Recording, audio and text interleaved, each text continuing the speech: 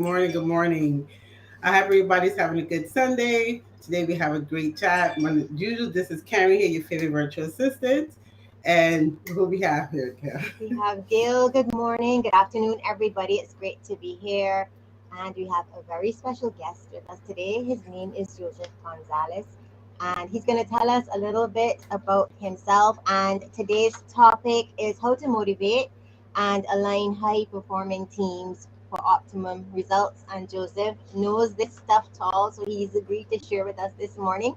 So, welcome to our Yes. Sunday chat, Joseph. And can you tell us a little bit about yourself as well as what's it like to be a positive impact creator? Because that title had me very intrigued when I read about that on LinkedIn. So, welcome, Joseph, and tell us a little bit about yourself and your history and how you got to be where you are before we get into the nitty gritty of today's chat.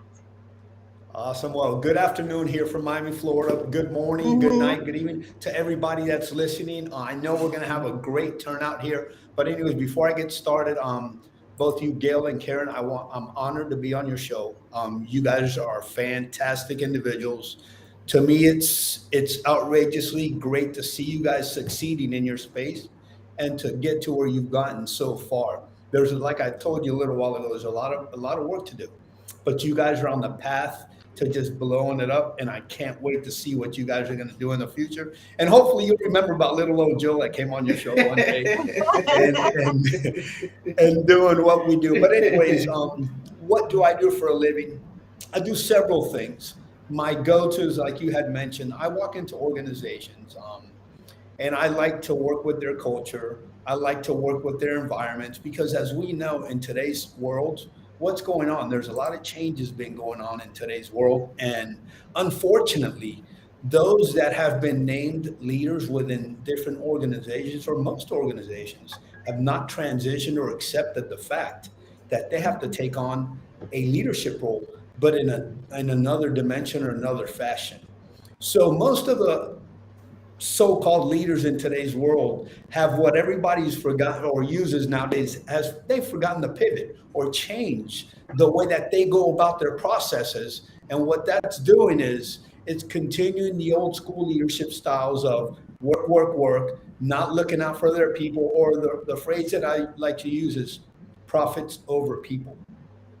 So what does that do in turn? It brings a whole mess of toxic work environments, non-communicative employees, non-engagement, disassociation. So those are the things that I look for when I walk into organizations before I even, number one, if I walk in and I see anything different, I always like to do my due diligence to make sure that I align with them as well and that they have done their due diligence on me.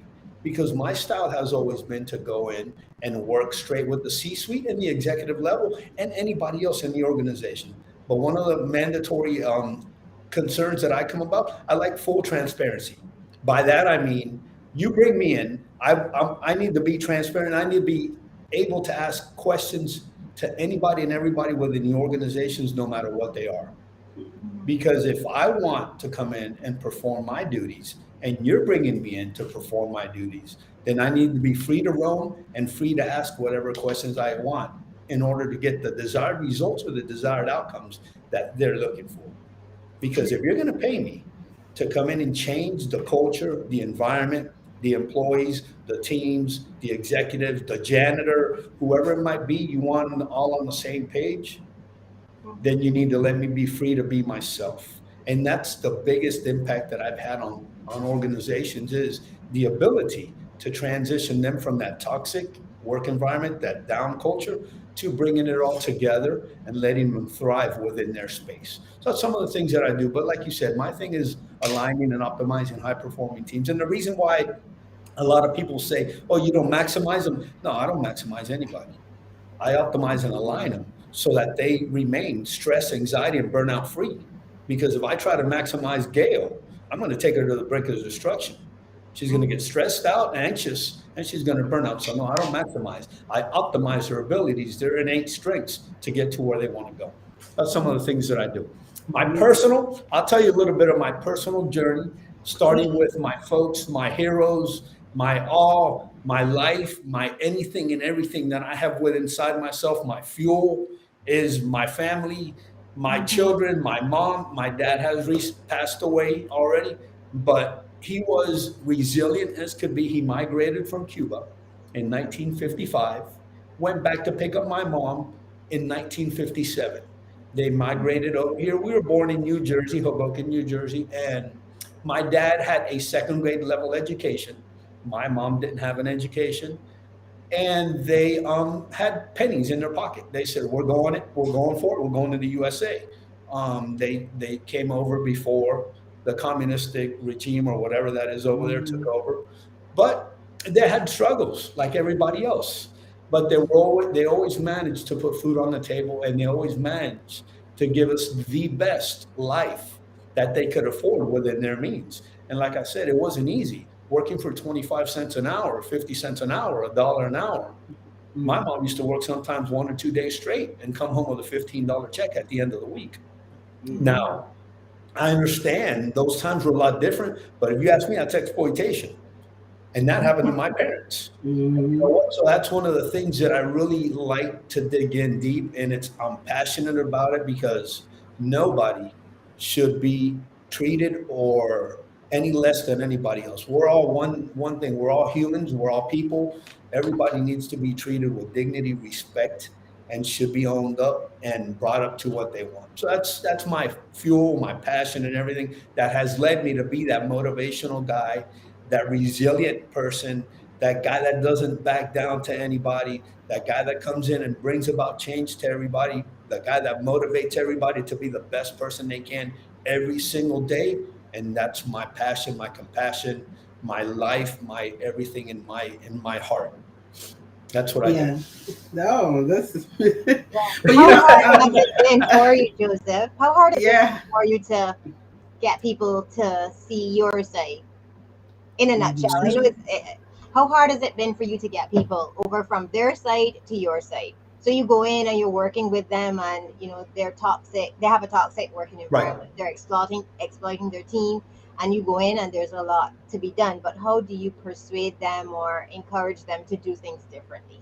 Well, my communication style, Gail, has always been pretty, like I said, pretty transparent and straightforward. My go-to has always been to let me be free to be myself within your organization. Like I mentioned a couple of minutes ago, I want to be able to go to anybody and everybody within that organization and ask the questions that I need to ask to bring about the change that you brought me in to change. Because if you're going to bring me in, first and foremost, whoever brings me in, I want them to do their due diligence on me. Look at the videos, look at who I am, look at how I go about getting my message out. If you think I align and you can accept me the way I am, I'm ready to go and change whatever we need to bring about and make your organization better. Not everybody's for me, and I know I'm not for everybody, and I'm okay with that because we're all individuals and we are all unique. And that's the best aspect of life. We all have choices to make, and we have to make them to the betterment of ourselves in order to be able to help others. If I make a choice today for me that I know that Gail can benefit from, why would I not want to make that choice? So getting back to the point, my strategy has always been to communicate on a transparent, basic organizational structure level. What does that mean? Just talk. Okay. I talk to everybody. Yeah. Can I handle the truth? Can I handle the truth? Can your CEOs handle the truth? Right. And Gail, you know what I find at times? It's not that they don't want to bring about change, is that everybody is they have bowed down to this individual for so long because they might have been a CEO for 20 years and nobody's been able to get there, that when I come in and I start talking to them, all they say, man, I wish you would have come in earlier. Because nobody comes in to talk to them because they're scared or they fear or they say, oh, we can't talk to, Maria, Jose, Joe, Jim, Jeff, because he's a CEO. So when I come in and I use my strategy of just being a basic person, bringing the way I communicate, my language, the words that I use, I always like to add humor to it, even though we're in a professional environment. But I think when I bring about some of the humor, it basically lets them release who they are. And when I see them crack that smile, what does that tell me? You're in. They want to You're go in in. my direction. So Yeah. that's where the communication starts. And that's where I bring all of my questions, all my ideas, all my strategies, all my exercises for anybody and everybody that they want me to work with. And that's been effective and it's been really life changing for Hmm. most organizations. I want to ask you, Joseph. I know you asked for full disclosure, right, from these companies that you work with. Do they give you full disclosure? Or do they give you pullback initially? Is it easy to get full disclosures? And then the second part to this question is, the employees that are working there, do they feel comfortable to speak based, truthfully about what they have going on? Because you're an employee, let's be for real. So you don't want to say too much because you're gonna feel if I say too much, then I might get fired because he's gonna tell the boss. Yeah. Well, And one it's So a of job. That's a good point, Karen. yeah, the first one, I'll answer the first one. If they've already done their due diligence on me and they've seen what I do and they've seen how I go about my strategies, it's immediately an instant yes. If they okay. say, "Well, I haven't looked at you. You've just been referred. Let's discuss." Then it takes a little bit more time. And don't get me wrong, Karen. I have gone in and I have had pullback, and I've been very clear. And I said, "Look, if you don't think I'm a right fit for you guys, I honestly appreciate you guys. Thank you for bringing me in, and thank you for Mhm. letting me do what I do. If at any point in time in the future you guys need my assistance, please reach out. I'm okay. But just remember, this is my process, and these are the steps that we need to take in order to get you guys going in the right direction the way you feel you want to get going, not the way I feel. I know my job. Mhm. I know what I want to do, but I want to Right. make sure that your return on investment on me is going to pay off at the back end Right. Yeah. because I don't want to change anything that you don't want me to change, but I want to change what needs to be changed and it needs to go in the right direction. Because if not, I don't need to be here. And I've walked Right. away. Not Okay. not in a bad way, but I've walked away and I said, look, I'm okay with it. I understand, Right. but I'm not going to be muzzled or silenced because then I'm going to fall prey to the same thing that those under them are struggling with. And to Yeah. me, that is unacceptable and I won't do it. It's just not in me to understand people are getting taken advantage of while this guy's pulling up in a Rolls Royce, a Bentley, this, that, and he's trying to, nickel and dime this guy for a 10-cent raise. No, I'm not going to accept that. Forget all that. I'm Mhm. sorry, but I take it seriously because I know what my parents went through, and that's unacceptable in today's day and age. I understand organizations. I understand everybody wants to make money, but it's not about ROI. It's not about the return on investment. It's about Mhm. ROI, return on your people investment. Invest in your people first so you can get more money on the back end. Yeah, I agree with. I Take care of do. the people Yeah. that are taking care of your business. It's not Yeah, the other way definitely. around. Mm-hmm. So that's Yeah, what I Take do. that's shelter for true. the people in the back, Joseph. The Yeah, no. second the second part of the question, Karen, is you don't know how many employees I've had start crying on my shoulders, and they've told me we've needed a person like you to come in here Wow. because they have been muzzled, silenced, their fear. They might be challenged with the language, no education. They Right. don't know where to go. They don't know where to turn. They've gone to HR. HR hasn't responded, and these things. So, and they said this outsider came in, and he's come and asked me, "Hey, how do you get along with your boss? When was the last time he gave you a raise? Why does he talk to you loud? Has he disrespected you? Has she Mhm. disrespected you?" So when I start asking the real questions, and before I continue, I want to make it clear, they all sign a confidentiality agreement, Okay. non-disclosure confidentiality agreement, because I don't want anybody to have any repercussions from discussing with me that their boss drives them crazy. Right. Okay. So those are the things that one of the things that I do with the organizational well confidentiality agreement. But at the end of the day, I do have to discuss what I found going on in the organization, but without Mhm. disclosing anybody's names. Because if I Okay. do want to bring about culture change or change that toxic work environment, I got to get down and dirty, and there's no other way to do it. Yeah, So that's true. that's part of the second part of the question that Karen. Yeah, yeah, no, that's true. You do got some good points. I mean, because I know any employee, right? You somebody comes in, you know how sometimes they send you survey. Well, I don't know about job, but sometimes jobs Yes, will send you survey. survey. right? Mm. To oh, this is no, you're not gonna get in trouble. Just you're not gonna know your name. But I always think in the back of my head, yeah, okay, it's coming to my email. So if I send it back Yeah, from my email, how you not it's gonna true. know it's not They're gonna me, trust. And you right? That is know, true. It one is of the true. things that I found in most of the organizations, I'd say smaller organizations between 500 and 1,000 employees, is that the information from the, let's say, the supervisors, the managers, and the directors is not being translated or not being exchanged to the higher ups. And sometimes I talk to them and they say, dude, we've never heard of that. Who Hmm. told you that? And I said, well, I'm not going to tell you who told me, but this is what's going on. Do Right, you want me to address this problem? Yeah, right. sure. Start working on that. So that's another thing that I come into because at the end of the day, if you want a high performing, optimized, aligned organization, what's the first thing that we have to get across? Is communication. Yeah. I Mhm. want to walk into a place where I want to leave a place in a safe and trusted work environment where everybody has a voice, where everybody can sit at the table, where everybody gets treated even, where everybody has a voice that says, I don't like this, or can we do this a little different? And they're not going to be held back because, oh, you spoke up against the CEO. No, it's not about speaking up against the CEO. But if I have an idea that can help the organization, are you willing to listen to the janitor that's cleaning the bathrooms telling you how we can run this organization? Hmm. Because if you tell me no, then I know what system you have in there. Yeah, but you don't Yeah. have a leadership; you have a dictatorship, Yeah. and I'm Very not putting up true. with that. That's no, You that's know, Very true. true. I'm not going to put up with that. I'm gonna fight back. Mm-hmm. Yeah. Uh, Let me ask you another question. With now with the pandemic, right, and so big, everybody's being burnt out. Employees being burnt out, nurses, everybody, pretty much everybody's being burnt out at this point. So how can you keep people motivated? Um, you know, so they could be high performance employees. Yeah. That's a How to do that? fantastic question, Karen. You know why I like that question? Because that's one of the things that I've been addressing for about 2 years and a half now. And the reason why is because everybody no, if you look at the famous EAP, employee assistant programs nowadays, what do?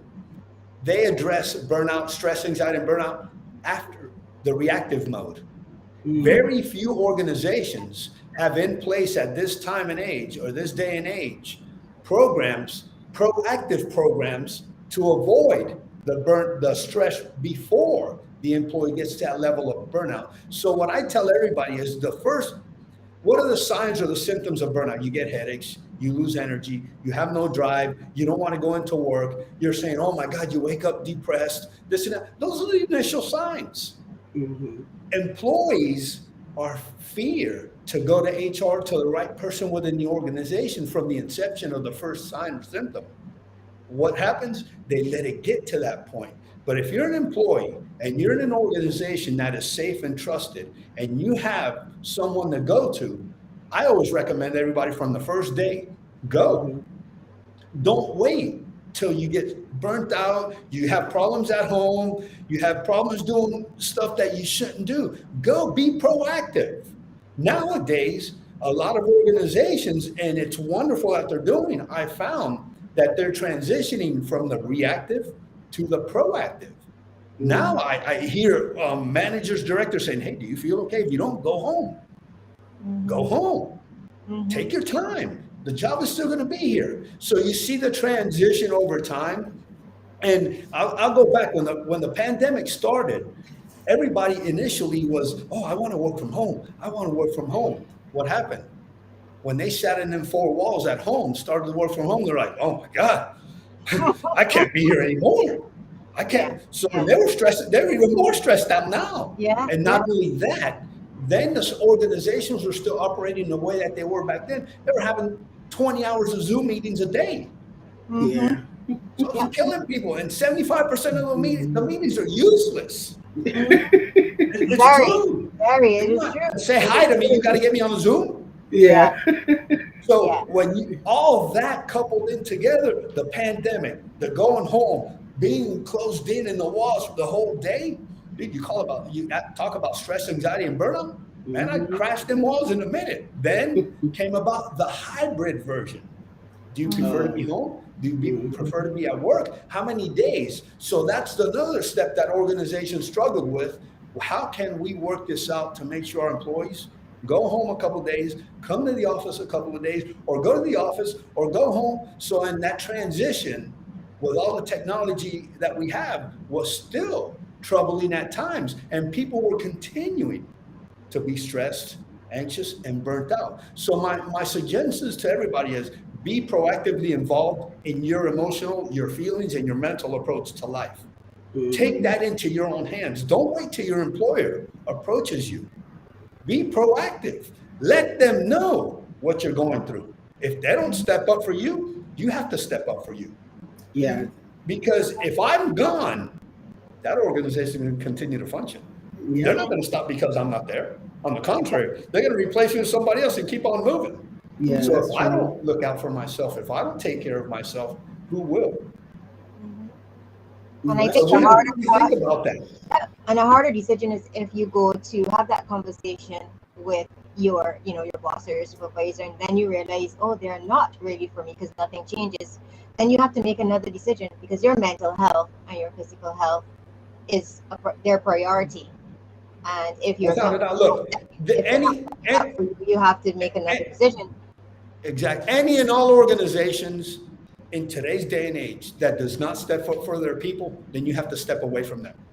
That's hands down the number one approach that anybody should take in life. If my organization or your organization isn't concerned about your mental health, they're not concerned about their own selves. You need to find someone else, get that exit strategy going, and start looking for something else, because once you're gone, they're not going to stop. They're only worried about one thing: profits over people. And Yeah, that's not the way to go. that's true. And I am relentless and resilient in reference to that topic, because I understand what people go through. And I'm going to go back to what I said originally. People are being taken advantage of because they want to drive these people to the ground and not worry about their health, because they're worried about that money coming in.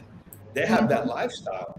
They have those return on investment. They have their investors, their board of directors that they have to try to impress. Dude, I'm not impressed by any of that. I'm impressed by the way you treat me as a human being.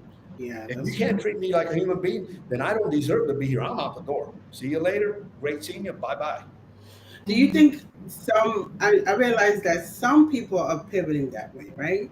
Some people are leaving their jobs because they mental health, and they deciding, a lot of people are choosing to be entrepreneurs, right? A lot because of the freedom of time, and also I realize even for like talking to, for example, talking to this gentleman around where I live at. He's a chef, and during the pandemic, he opened like a stand where he sells food, And me talking to him, he said that his job called him back, but he chose not to go back to work because he make more money there, and he has time for his family, and it's less stressful. So I said, wow, that means a lot of people, and not just him, a few other people that I have talking to, they opt out from going back to work. So some people are, maybe, little by little, they actually are shifting to opt out for themselves, right? For their own mental health, advocating for themselves, opposed to just going back to corporate.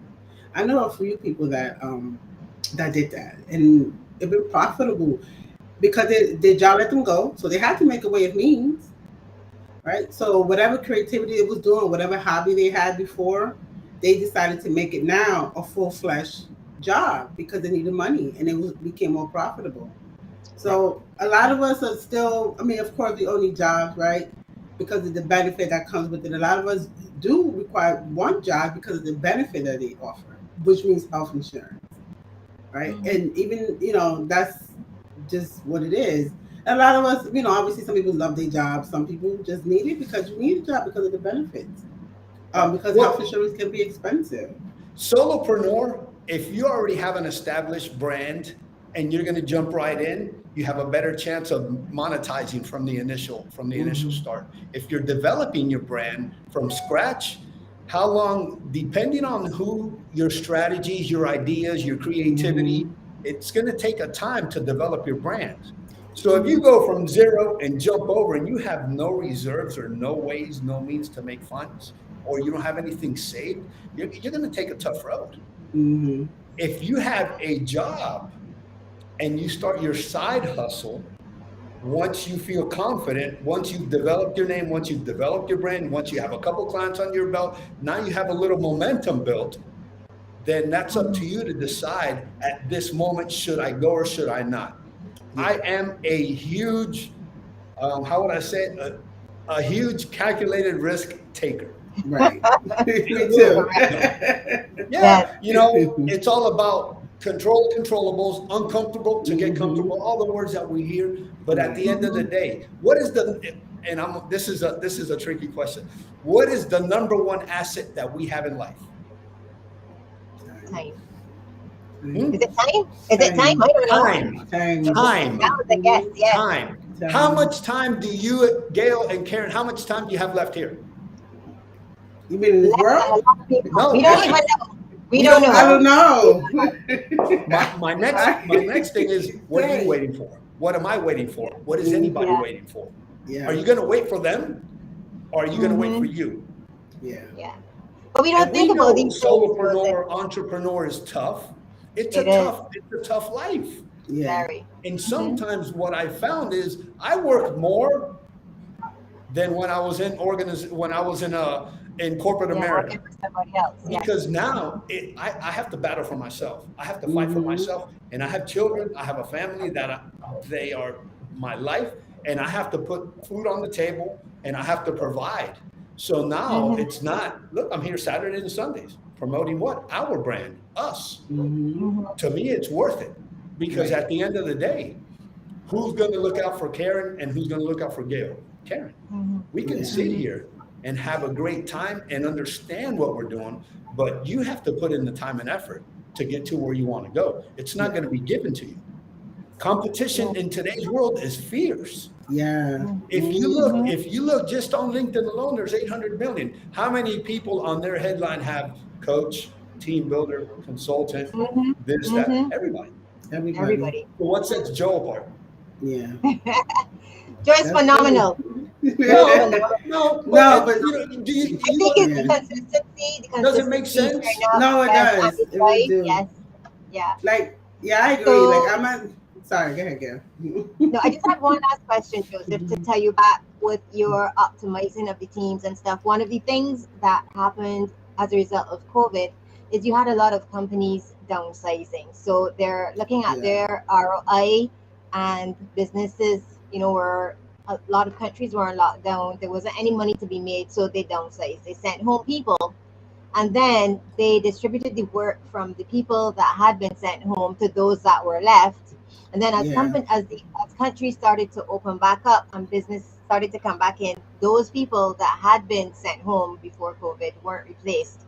So how do you guide somebody, a company like that? They really need to hire more people because the ones that are there are burnt out. They're doing their job and the jobs of the people who were sent home. How do you get that CEO to come around and understand he really has to invest some time and money in expanding his workforce? Because it's the bottom line. People keep looking at the bottom line. Yeah. Well, you know who the bottom line in any organization is? It's employees. Yes. The employees, the bottom line. They make the money for the organization. The organization doesn't make the money for them. So whoever, any CEO tells me that he's looking out for his bottom line, I look around and say, where are your people? What do you mean? That's the bottom line. Your people are the ones that are making your business. Let everybody go home. What are you going to do? Who's going to serve your customer base? Nobody. So, and the way I go about team building is from the inception. A lot of people think that it's the teams that are within your organization now. Because I can sit here and tell you Jim, Dick, and Harry are high performers. Okay, but how? How do you know that they're high performers? What have you done? Show me. Oh no, because they've had these projects and they finished them in a timely manner and look at how they went about it. Okay, but how do you know that they're high performers? Show me something, a document, instead of those little spreadsheet that you have, data-driven spreadsheet that shows me that he, she, her, him is a high performer. Tell me, I want to know. They can't produce that because they've never done it. They've never taken the time to see how these people are instinctive action, how they take action. They've never done that. So how can they tell me that they're high performers? Because they finish projects in a timely manner. But do they ever analyze how many people are on the team? 10? Have they ever analyzed how many of those high performer 10 employees did they lose along the way because there were 2 or 3 that are outspoken and tried to be the dominant in the project? They don't have that data. Have they Mm-hmm. ever sat down after a project and asked each individual what was their role, what was their responsibilities, what they do during the duration of the project? You And know how why much they don't do it? overtime? How much Because they overtime they don't want had to to know put the in? truth. Yes, they They don't don't. want to know the truth that maybe 30 or 40% of that team disengaged because they Mm-hmm. weren't being let be creative, collaborative, Mm-hmm. engage, communicate, and stuff like that. There's a lot that goes into team building. My team building style is from the moment you hire this individual, you have to make sure that you prepare that individual for the role and the responsibilities that you're going to put them in. Because Joe Gonzalez right here, I'm a positive impact creator, correct? You're going to hire Joseph Gonzalez and you're going to put him to do IT work and expect him to be a high performer. I'm going to say, dude, I don't even know how to turn on a computer. No, no, but you'll do Yeah. good. You'll do good. You're a smart Yes. guy. What Yeah. are the chances of my success? Yeah. It's what it is. So for me, team building isn't the team that's already there.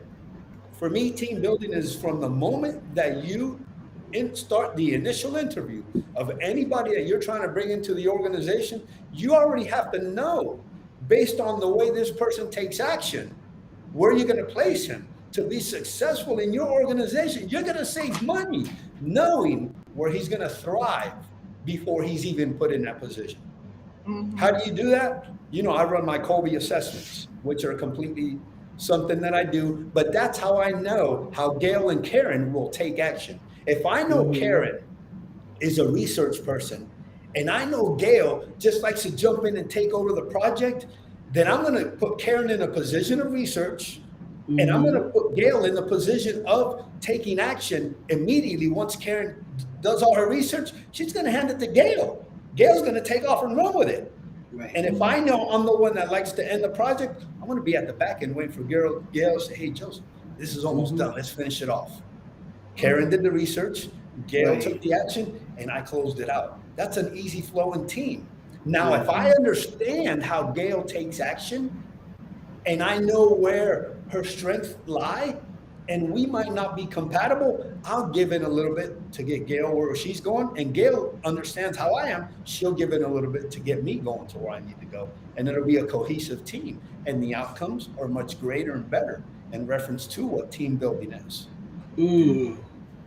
Yeah, that's We can go on and talk a lot. I can be here 100 days here talking about that. no, but It's, that's a good point. That's very good. You know, people don't. That's true that you said. A lot of employers don't consider that. They put you based on where you apply, right? If you apply for the job, Yes. that's what they're gonna put you to do. yes. But they Mm-hmm. don't use you for other things, but they see potential in you. They don't, you know, which is a good I point. They call don't I do call that. what most organizations do today is check the box hiring. Yes. Yeah. Oh, we got to fill this position. Put Joe over there. He'll do it. Oh yeah, Joe's going to do it. I mean, Yeah, what of am I choice? course. If a person needs to be employed and they have a family to provide for, I mean, they're Yeah. going to accept. They're not going to say no. They don't want to be out Mm-hmm. of a job, even though the job market today is fierce and everybody Yeah. resigning. People Mm-hmm. still need to work and they need to make money. You know, we are fortunate that we have ideas and we're creative and we take risk on ourselves and we start to build ourselves up to maybe initially or later on build our business or our brand. But not a lot of people think the same way we think. I don't live in a box. I've Right. never lived in one. I don't know what a box is and I'll never be in a box. I want to Mm-hmm. continue to grow. I want to continue to go. I want to continue to push my limits Mm-hmm. because I know where I need to do. I need to change the world. I want to bring equality to all, and I'm not going to stop. Right. No, that's some good points. Yeah. That is some very good points, and you know, and I don't believe employees can think about that. Yeah, they don't. Look, in reality, we as people understand the challenges that others might be facing. But if I'm an employer and a person comes to me that might not have the PhD, the masters, the bachelors, or anything like that, should I look at that individual any different than from the person that does have all those credentials? No. Could that person be a doctor? No, we know that. Obviously, you Right. need Right. a doctor. Mm-hmm. But can I position that individual to maximize, to optimize them, to align them, to do everything that they can do to the highest of levels so that they Mm-hmm. can avoid the stress, anxiety, and burnout and place them in a position where they're going to thrive? and then follow up and put them in a place where they can grow and be the person that they want to be? Or should I just shelter them off to the side and say, oh, no, you don't have all that. Forget this, dude. We're going to leave. Yeah. That to me is not, that's not a cool way to be. And I fight against that. And I'll continue that fight. Okay, great. So, Karen, do you want to take a look at the comments before we get Joseph to give us his last? Because I still want you to give us our 3 tips, Joseph. Like, if you want, how would I motivate my team? Do you have 3 tips for me and myself, of course? How do I motivate me? I'm going to tell you 3 of the things. They run together, but 3 of the things that I want everybody to understand. And I want everybody to write this down, even though they're easy to remember, but write these down, because you know what? This is what I found in life. And it's affected so many, and I want to make sure that everybody gets a hold of themselves. It has to do with one thing. They all go together. I want you to believe. I want you to value. I want you to create or recreate. One thing. What is that? Yourself. That's what I want everybody that's listening to this podcast. Believe, value, create, or recreate yourself. And it all starts in your mind. Nobody can take you from you unless you choose to give it to them. How strong are you going to be for yourself? And like I tell everybody, rise up, stand up, and stay up. For who? For yourself. I have a couple of other things that I'll say. When I talk to some of these individuals and say, no, Joe, but you dream too big. I tell them, no, you think too small. And another thing about your surroundings, never let your surroundings dictate your next move in life. You don't have to change your surroundings. Change their role in your life. When you see the negative folks on this side and the positives on this side, you don't have to get mad at the negatives. You tell them, hey, I love you guys to death just as much, but I'm on this road. Right. You guys can continue there. We'll see each other later. Boom, I'm moving on. I'm gone. Yeah. No, that's true. Okay, Karen, you can go over to the comments. Yeah, a few comments. Let me see. Someone, Reese, did said, which is true. We are creatures of habit, so it's difficult to change course until you have someone to push you out of the comfort zone. Which is true. We all become. I want to touch bases on that. I don't want to push anybody anywhere. I want to allow them to understand who they are and what they're going through right now, so that they can recreate themselves into that positive space. And some people react faster than others, but it doesn't mean. We all have that little space in our mind that once we get there, it's like, man, I feel great. And I really ask tough questions because I want the right answers. If I want you to get somewhere, I know the questions that I need to ask in order to get the desired outcomes that individual wants, not that I want. Because my goal to coaching is to get to that person to get to where they want to go. I know the level that they can be at by the way that they answer the questions. Once they get to that level and they're happy, I say, okay, this is your level. Okay, are you ready to go somewhere else? What do you mean? I said, now we're stepping it up. And I take them to that level that they can live at, not be at, live at. Yeah.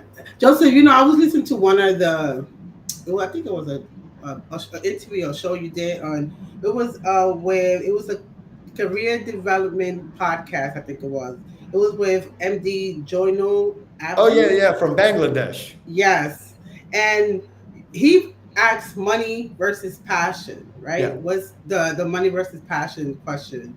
And it had me thinking this morning. I was like, because even for myself, when I started this journey, money was the that's not the goal, but that's what we see. That's what I was looking at. Like, oh my God, especially because we all need to. For me, it was survival at that point. So money was really what I saw. And then now it pivots because now I do it more for passion. I feel like money is gonna come when you do it with the passion, right? The money shouldn't be the end result. It happens naturally if you putting value towards someone and you serving someone. So that was interesting. And then it also brought me to my second point, because a few weeks ago I had listened to this podcast of John Maxwell, and he was talking about goal conscious and growth conscious. right? And I find it interesting because he was in the podcast. He was saying how people that are goal conscious, they really focus on the goal, on the certain goal, like a certain time. Or I have to have, let's say, $10,000 by in 6 months type thing, right? And people that are growth conscious focus on the journey there. Right. Right. So I was like, wow, it's interesting how sometimes you start this journey one way, and as you progress through the journey, and if you allow yourself to go through the journey, right, it changes. It Yeah, I'm changes. gonna give you the concept about the money or the passion. If Yeah. you show up every week just to get a paycheck, what are you doing? Usually just the bare minimum. You're just going through emotions. Yeah. But if you have a passion for something, let's say my thing is to change the world. That's my passion because I know my parents struggled. Mm-hmm. And I'm heck bent on bringing change to the world and bringing equality to all. I'm not going to stop. So what does that do in turn? It gives me opportunities that if I just go every week and get a paycheck and come home, nothing. I'm No. creating my opportunities from what? My passion to serve the world. So what is that going to do over the long term? It's going to give me a life of fulfillment, a life of happiness, and eventually it's going to lead to change in so many people's lives that it'll monetize on itself over time. Right. And you're doing it because it's from your heart, not because you just want to go Friday and get that paycheck, take it to the bank, and waste it all. So that's Yeah. the difference. Goal setting. I always recommend everybody set yourself up a time frame. Mm-hmm. Set your goals way out there. Set yourself a time frame. That way you have an accountability, sort of an accountability partner, which is your time frame of what goals you want to achieve by a certain amount of time. Write them down. Journal your daily of how you want to get to where you want to go. Those are some of the suggestions that I give to everybody. And they're very powerful when you get to a point where you thought you would never get to. And then you look back on your journey and you say, wow, that's amazing. And like I tell everybody, we have a life. Our life is a journey, correct? Yeah. When you reflect back on your life, what do you reflect on? The journey. Mm-hmm. So your journey eventually becomes your life because you're going to reflect on the journey that it took you to get to where you are today. So it's powerful. So make sure that whatever you do it with the best interest of yourself and with those that you want to bring along on your journey, because that's what's going to be your legacy. That's going to leave your legacy. And that's what everybody's going to reflect on and say, Gail and Karen, this is who they are because of this. So that's where the passion, and another thing, passion comes with compassion. Mm-hmm. Those two have to go together if you really want to get your desired outcome and results. Yeah. Yeah, it was very interesting. I think it was an interview. This was. And then the second part of the interview, you were talking about leadership, right? And I find that not the leadership part, but in today's society with the social media and leadership being thrown everywhere, right? So somebody new, let's say a new team or somebody new that want to start the journey. I feel like sometimes you tend to, with social media being so saturated with the word leadership, it could get confusing. It could be a fog for some people. So how would you give, for example, just give an example of as far as leadership? I think it should be based on your values. Oh, right, your values, your moral compass, and who you are as a person. Um, I think that's important. Also, just to put energy to help someone else, because I feel like You know, even for myself, like before I was working in I was a supervisor of a site, and as a supervisor, you normally have some responsibilities, right? But I didn't. For me, it was that it's a job. Listen, guys, just do your job, and no, whatever. That really was my honestly. That's what it was thing for yeah, me. Like, listen, just do your job, and no, you know, no, that's no, how no, I no. really. I Look, was. I understand. As soon as somebody tells me just do your job and Yeah. go home, I look at him and say, "Bro, you got the wrong dude here for that. No, So you do your job and go home. I got a mission. I'm on a mission. no, I tell Look, you. the easiest, without getting into a full blown Right, because it could be a explanation, lot. the Yeah. easiest way to leadership to that, like I tell everybody, just be human. Yeah. Remember that we are all people. We're all the same, but very unique, distinct, and original. So treat me according to the way you want to be treated. I don't care. I'm not impressed by your title, position, or compensation. You know what impresses me? Mhm. The way you treat others. Bring your leadership style, your education, your PhDs, your 100, whatever you have, and bring them to the people. Don't bring them to the organization. showcase them on your wall, but Mm-hmm. bring all your leadership skills to the people that are going to empower you to be the leader that you are. Become Brett Packard's word, a relevant leader, Mm-hmm. not an irrelevant leader. By thinking just because you have a position or title compensation and you're pulling up in the Bentley, you're gonna take advantage of the people that are not at that level, And they do that because too. that's unacceptable. So Mm-hmm. the easy explanation to leadership: just be a person, a people person, and be a human, understanding that you might have had somebody in your life that went through the same struggles. Now you've managed to get ahead. Don't put anybody through those same struggles. On the contrary, help them out. Be that empathetic guy. Be that kind guy. Be the one that walks around in the halls and gets to know your people that are putting the money on the table for you, and understand that the same wants and needs that you have are the same ones that I want and need. Yeah. So leadership Mm-hmm. is defined in a complex manner, but Yeah. actually it's a simplified way of being just a person. Be a real, genuine, regular person.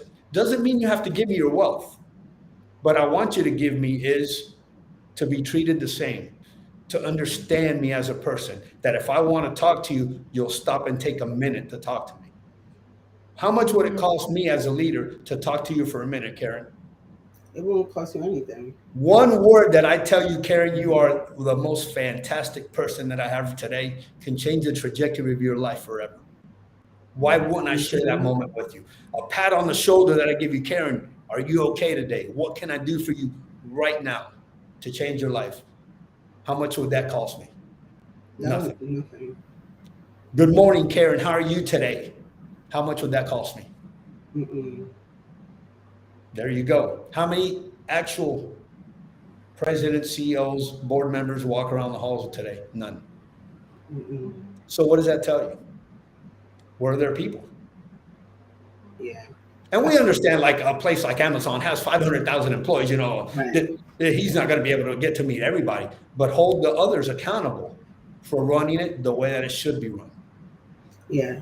But also, Because yeah, that's true. That's a good point. But I also think some people, because especially jobs, right? Sometimes jobs give you so many responsibilities, and I think sometimes employees become unsensitized because they stress. They don't want to be there.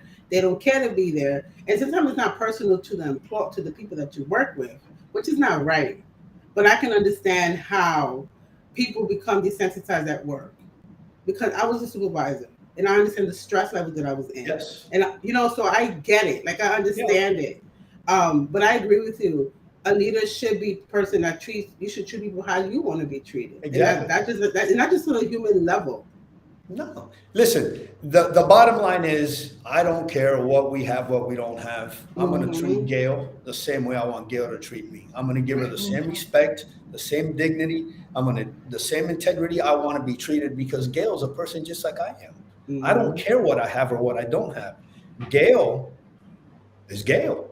Why wouldn't I want to be treated the same way? Why wouldn't I want to treat Gail the same way?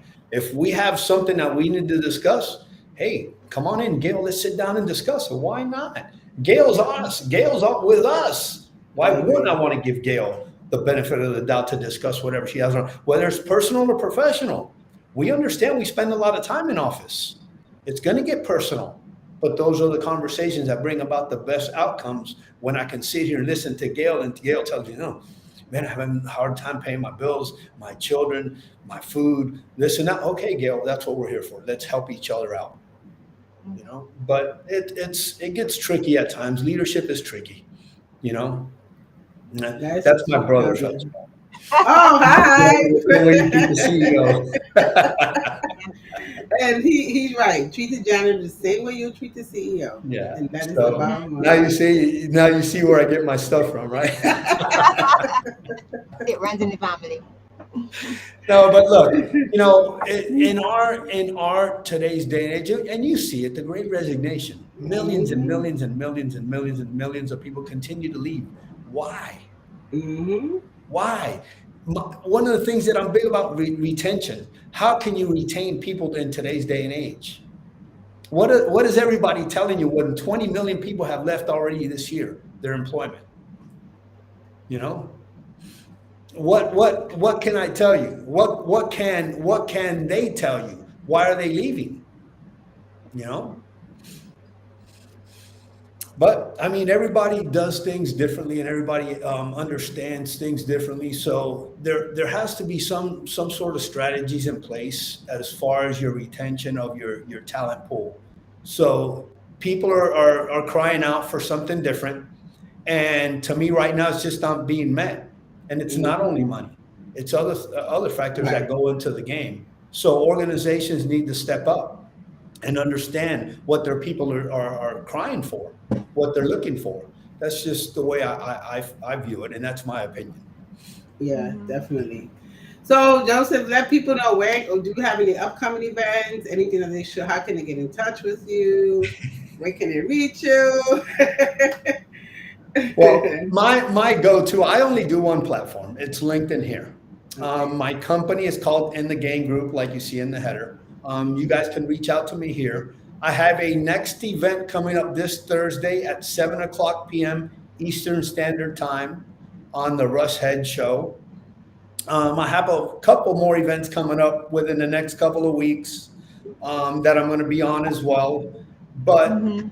like I tell everybody, look, just believe in yourself, value yourself, and continue to be your biggest fan because you have the ability within yourself to be who you are. The only reason you can't be who you are is if you choose to give that up. So stand up for yourself and fight the good fight for yourself, and it'll work out. And once again, if anybody wants to reach out to me, come on out. I'll give you all a 30-minute consultation. I don't want a penny from anybody. And we'll sit down and we'll talk and we'll come up with some strategies and you can move on your way. And if you need me, I'm here. Mhm. Yeah, Yeah. definitely. So, guys, listen, we're about to be in closing, but reach Joseph. Joseph's great. He gave some good nuggets, especially to any employer that want to hire Joseph. Listen, guys, you gonna want to keep them people. Send them my way. We'll take care of them. Right. Yes. Listen, reach out to Joseph, reach out to myself, connect with me, Joseph or Gail. We here answer questions, reach each other's content, and just follow us. And thank you for coming in tonight and tuning in tonight. Thank you, everybody. Y'all have a good Sunday. Anybody else in closing? Anybody want to give any Thanks, last Joseph. thoughts, Joseph, do you have questions, any comments? closing words for us? It was great to have you on our chat It, this morning. We learned a lot. We had a I very did. engaging conversation, and we had some really great comments as well. I'm sure we'll have you back in the future. But what would you like our people here to? What would you like to leave them with today? Your one closing thought. my thoughts is stay focused, stay driven, and stay to yourself. Continue to develop yourself, continue to believe in yourself, prime the mind to perform on a daily basis, and never let yourself down. Value yourself. You're worth a lot more than what Yep. people might give you credit for, and stay true to you. You only have to convince one person, which is yourself. Boom. Once That There you is have again, it, great. guys. Yes. Gail, Karen, I'm honored and it's a pleasure to be on your show. Thank you guys for even considering me. And I look forward to all the great things you guys got coming up. And if there's anything I can do for you, I'm here to help. Thank you Great. for accepting the invitation. And Gail, Yes. one last thing. You want to say thank you to somebody else? Yes, we wanted to thank Sebastian Ung for creating our opening video. He is a really cool person and he reached out to help. And we really appreciate you, Sebastian. And we look forward to working with you too as we develop our chat in the background, even Yes. more from an IT perspective. So Yes. thanks, Thank Sebastian. Yeah. you. So Thank thanks, you. guys. Great to be here. See everybody next We, Sunday. we got an intro, guys. See There ya. you go. There you go. Bye, That's what everybody. I'm talking Y'all about. take care. And we got an outro too.